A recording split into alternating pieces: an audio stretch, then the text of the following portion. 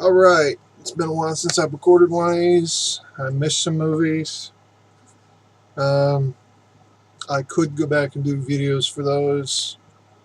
Notably Guardians of the Galaxy Volume 2, Wonder Woman, and some others that I'm currently not thinking of. Those are just the two off the top of my head. Oh. But for now, we're just going to worry about moving forward. Maybe I'll have written reviews of those in the future. But for now, we're going to talk about what we're going to talk about. Today,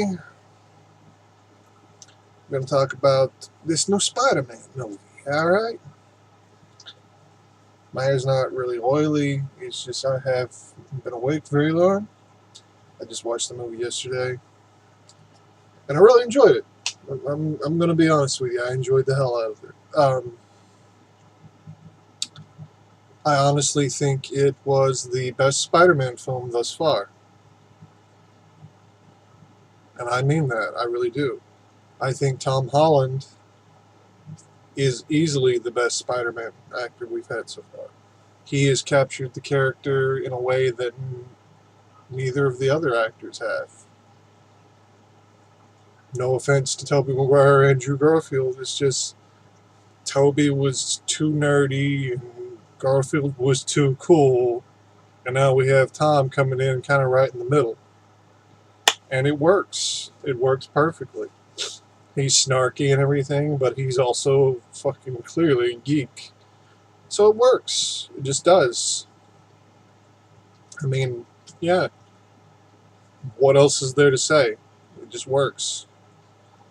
Todd Howard. It just works. Oh, Lord. Been drinking root beer out of my poor, worn-out cup.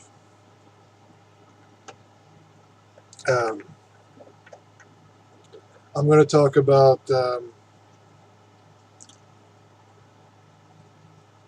I don't really know if I have any. Well, I do have a few issues. Sorry. All right, so I'm going to go ahead and go over my issues with them. All right, there are very few, and one of them in particular is just going to be me, personally, and I'm just going to go into that one right now. In the movie, you have the main villain, that is the Vulture. But the Vulture has people that work under him. And it's not even implied, it's pretty much spelled out that these are other Marvel villains, particularly villains that have something to do with Spider-Man. His main inventor guy working for him is clearly the Mad Thinker, or just the Thinker, if you want to call him. I kind of wished he'd been a bigger part. Like, I really do. He seemed like he was an interesting character. I think an interesting plot twist would have been if you found out that he was the main villain of the film, pulling the strings the entire time, because he seemed so innocent. He just wanted to invent things, but that's kind of the way the character works in the comics. He invents things, but he's also, it takes over and it becomes a mania. It's just leads him to do terrible things, like brush his bushy beard. Actually, his beard wasn't bushy, but mine is. I have a bushy beard. Anyways, but no, that's a minor gripe. Well, not too minor of a gripe, but yeah, it's a gripe. I feel more people will probably agree with than my other gripe. And this is, like I said, this is a personal gripe. I'm a huge fan of certain characters. I'm a comic book nerd. I love certain characters. I can't always explain why, but one of the characters I've always loved from Marvel, and this is gonna be like why kind of thing from people, the Shocker. The Shocker was always a character I really adored. I don't know, maybe I like the outfit. I like the idea of the character. For the most part, I've liked how he's been characterized over the years. He's not really an evil villain. He's the kind of guy that you could easily redeem. Um, because he's just a guy. He's just a guy working to get money. He was in the movie, sort of. They didn't name the character, like they didn't give the character a real name. They say he refers to himself as the Shocker. I don't remember him ever, like any of the minions never were like given like, oh, your name is this, you know. So whether or not the first person you see as the Shocker is supposed to be the real Shocker or not, I couldn't say. He was wearing an outfit that was burgundy with yellow quilted sleeves, and he had the gauntlet. He only had one gauntlet. That's another minor gripe. Come on, you're supposed to have two. And there was like electricity. He doesn't actually shock people. It's vibrations. Aye. I mean, they didn't show him electrocuting people or anything in the movie, but why was there electricity coming off the gauntlet? It's vibration. Anyways, oh, yeah. I'm gonna, these are spoilers. There's always spoilers in these, okay? There's no way to get around this. There's always spoilers. You should know this by now if you've watched any of my videos. I'm discussing these things, so there's going to be stuff spoiled. That's your warning. He dies. Yeah. He gets killed off, which seemed like it had happened by complete accident. The Vulture didn't intend to kill him. He's like, oh, I thought this was the anti-gravity gun. Which is a funny moment, honestly. It was funny.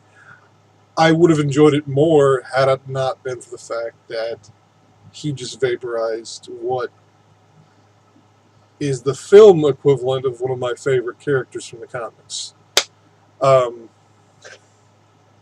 Now, that being said, one of the other henchmen decides that he's the new Shocker. Now, again, who knows? It's hard to disconnect yourself as a comic book fan from the characters in the comics to the characters in the movies. But you have to. You have to. Because you have to acknowledge that this is a different universe, different rules. The characters are going to be slightly different, even if they're similar. Your iconic characters need to be the same. You don't want to drastically change your iconic characters. Yeah? You want Captain America to still stand up for everything ideal, the good in all of this. Yeah. You want Thor to be Thor. You want Thor to be this big, brawny, gentlemanly, smash a mountain in half type. You want the Hulk. You want the Hulk to be this lonely, angry creature who just wants so much to be understood and be left alone, to not be attacked constantly. And you want Spider-Man to be snarky and genuinely funny while also still being a nerdy kid at heart. Those characters are all good. They've done a great job. I feel like the Shocker was a misstep, though. Maybe it's because nobody really cares about the character. Like, he's not a superhero. He's not like a flagship character. Even as far as villains goes, he's not a flagship character. I can count the amount of times that creators have treated him with any kind of respect on one hand.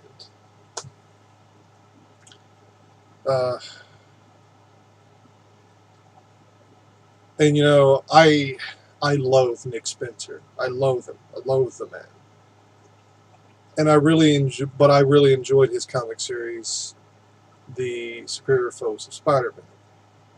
Again, this was a time when I had the blinders on a bit, and I didn't know much about Nick Spencer as a person.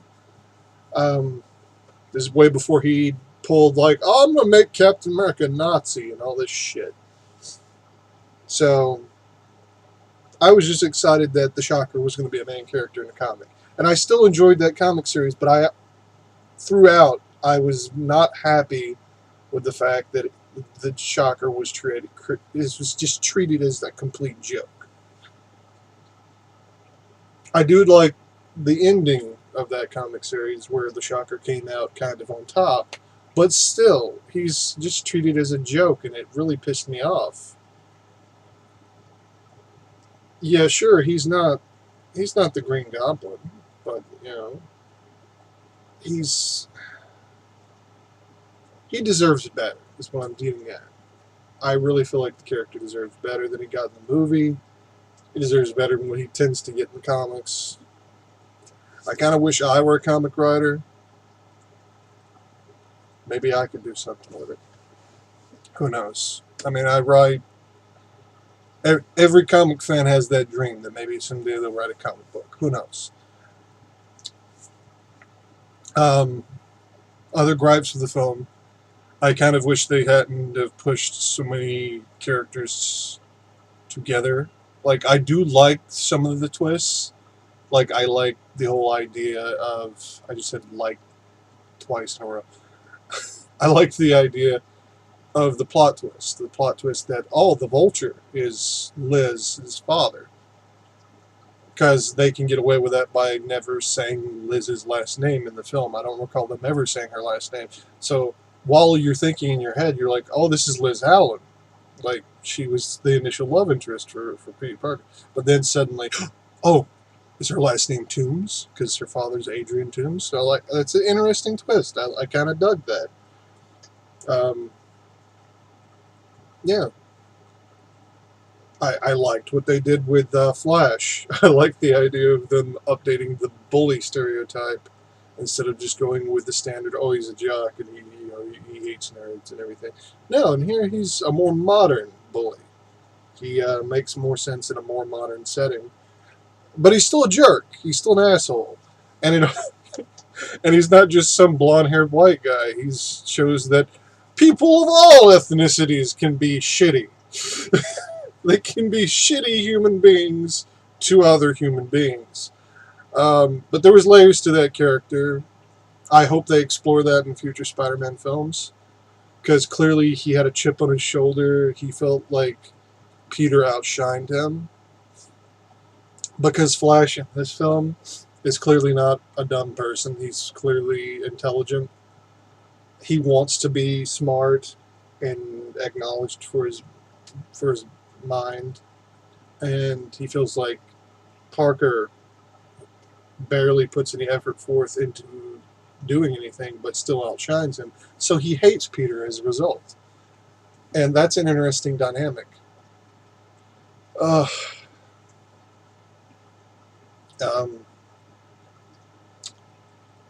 I did see some interesting things in there that may or may not be teasing things in the future. Like, there was a student at the school who had white hair and wore all black. And I was sitting there thinking every time they showed her in the background, because they showed her in a lot of background shots. It's like, is that supposed to be Felicia Hardy? Is that the Black Cat? Because that would be interesting if they did that. I've heard that they're doing these Spider-Man spin-off films, but there seems to be no agreement between Marvel Studios, Kevin Feige, and friggin' Sony and their people over whether or not the spin-off films are actual really spin-off films and are in the MCU or not. I like to believe that they are, because that would be interesting to see that they teased the Black and Silver film in this film. And I would like to see Eddie Brock and Black Cat and Silver Sable as characters in the Marvel Cinematic Universe. I would love that. In a time where we have Guardians of the Galaxy as a popular film franchise, and the characters Rocket Raccoon and Groot and Star-Lord, these are now household names. People know them. They love them. People fucking quote these movies, and they adore these previously very obscure characters. Hell yeah, of course, I would love to see characters that are less well-known to people who don't read comics. Characters like Silver Sable. I would love to see them become more well known. So yes, I want them to be part of the Marvel Cinematic Universe. I hope these companies get through their shit and they actually do this. Um, I have talked about some of the things that bothered me about the movie, but now I want to give the movie the proverbial little hand job, because I'm going to talk about some of the things I really did enjoy. Uh, I enjoyed the fact that the villain didn't die in the end, because I feel like that is such an overused trope and it's so defeatist, and it doesn't really hold true to the Marvel comics. Like, when you kill off your villain constantly, then you take away potential threat. You're going to run out of villains eventually, alright, film people? You can't just keep killing these characters off. Bring them back, make them interesting. Like, I would love to see, like, a Thunderbolts movie in the future. Wouldn't it be cool to see surviving Marvel villains get rehabilitated in the future? Like, a much better Suicide Squad film, maybe? Like, I enjoyed the Suicide Squad film. It's not a perfect film. It's not. Like, as much as I did enjoy it, I had a lot of fun with that movie. It had a lot of issues. It had a lot of problems. I have no blinders on. I still have fun with that movie. I do. I have a lot of fun. But I'm not going to defend that movie and say that it's a great film. No, it's not. Like, there's huge glaring problems. But is it the film next to Wonder Woman of all the DC films so far, of their current film initiative, that I've enjoyed the most? Hell yes. Yes. Yes. Like, I did like Man of Steel. But Man of Steel wasn't as fun. Like, Man of Steel was like a story of hope and everything. It's very serious in tone. Suicide Squad just felt fun for the most part. For the most part. Like, I feel like the first half of the movie was a better film than the last half of the movie. When we get the podcast going, we'll probably talk more about things like this. And yes, for those who have asked, I have gotten questions about this. Me and Felix will be doing the podcast again in the future. We are going to be changing the name. We've both been working on it. We're planning for it to come back in October. And I hope he doesn't mind me saying that here. Not many people watch these videos anyways, so I don't think it's going to be like a huge reveal. But yeah, we're going to get the podcast going again. I know a lot of people enjoyed our podcast. Some people are still enjoying our podcast, our old podcast. And yeah, I'm looking forward to that. But yeah, I love the idea of them not killing off the villain. It's nice to see a villain outside of Loki who doesn't just die. I hated seeing villains die in these movies just outright. It's so just predictable. Every comic book movie had done that. Every superhero movie had done that. Like, oh yeah, you gotta kill the villain off at the end. Like, why? Why? Like, when I watched The Dark Knight, I was so happy. So happy. Because not only did the Joker survive in that movie, which, of course they weren't going to bring him back because friggin' Heath Ledger died, but originally they were going to bring him back. And not only that, Two-Face's death is ambiguous in that film, so you had the potential for him to come back too. Yeah, that's wonderful. More of that. More of that in these superhero films. Don't just kill the characters.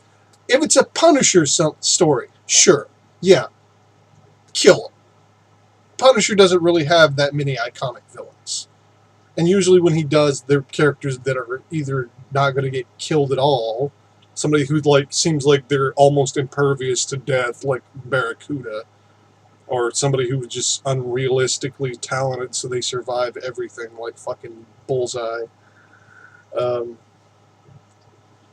Or it's a character who's so iconic and, like, a huge threat to the Punisher that he has trouble killing them in general, like Jigsaw.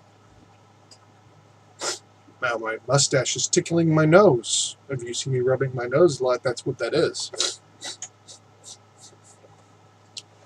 It's the problem with having a full beard. Yeah, I thought about going back to the old Amish style, but then I realized I'll probably look like that shithead JonTron, and I don't want to look like that shithead, so I'm gonna just keep it as is. I don't want to resemble him in any way, shape, or form. It's tenuous. Yeah, I'm not the biggest JonTron fan. If you didn't already know,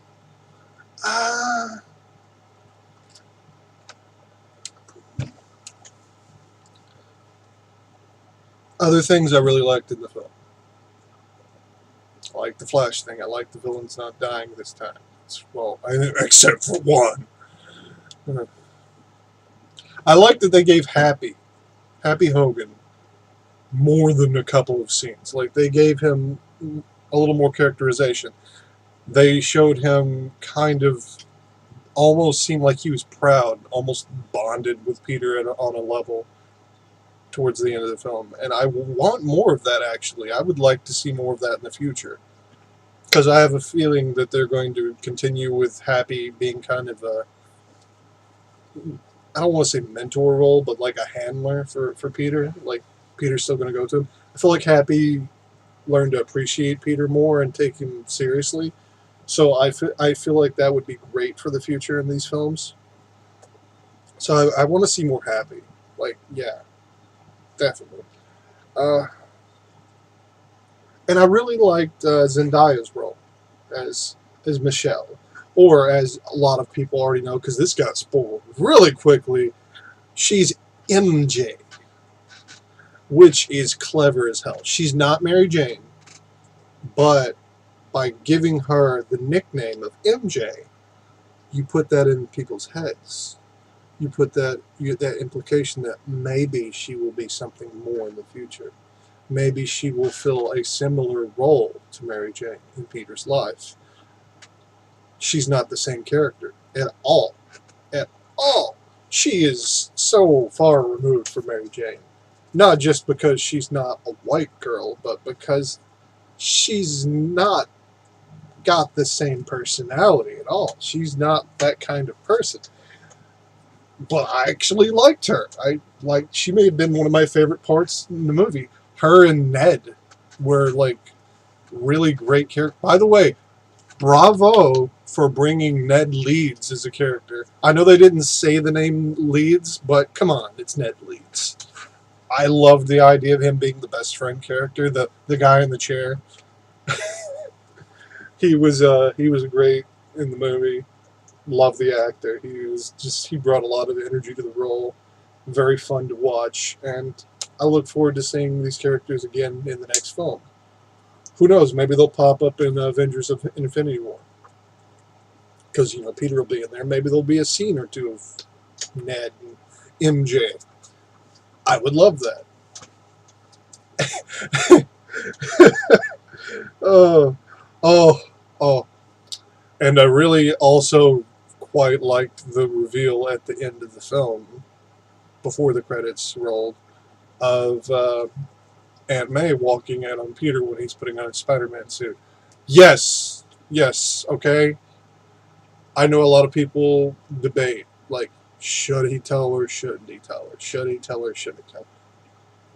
I fall on the it's stupid not to tell your loved ones side of things, okay?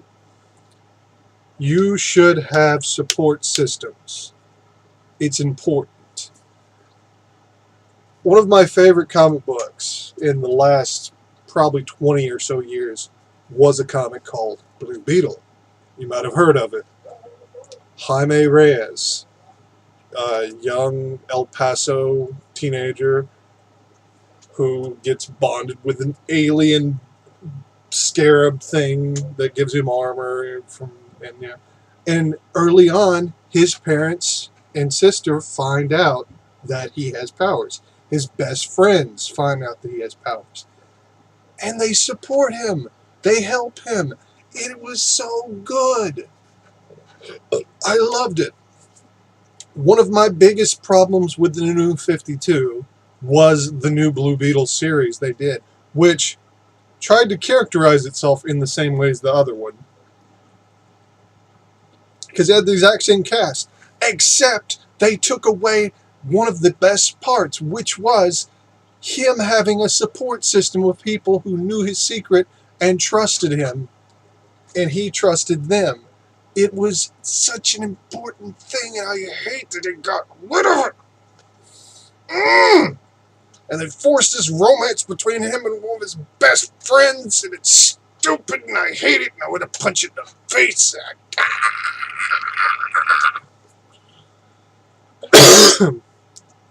I prefer him with Tracy 13. Yes, I know Tracy 13's a lesbian now in the New 52s. Or the Rebirth. Whatever. I don't care. I don't. You know what? No, I don't care. I don't care. I am LGBT myself. I'm a pansexual. I'm a pan-demisexual. That is my sexuality.